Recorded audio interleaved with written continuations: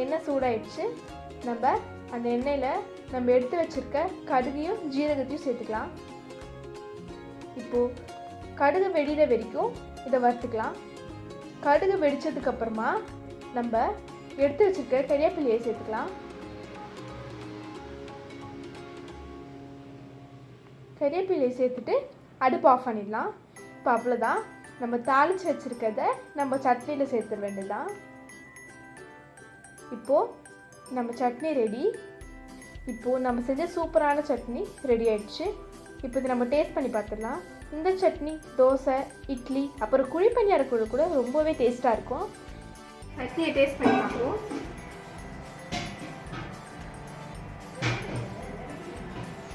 செம்ம டேஸ்ட்டு. இது மாதிரி உங்கள் வீட்டில் நீங்கள் செஞ்சு கொடுத்தீங்கன்னா எல்லாருமே ரொம்ப விரும்பி சாப்பிடுவாங்க.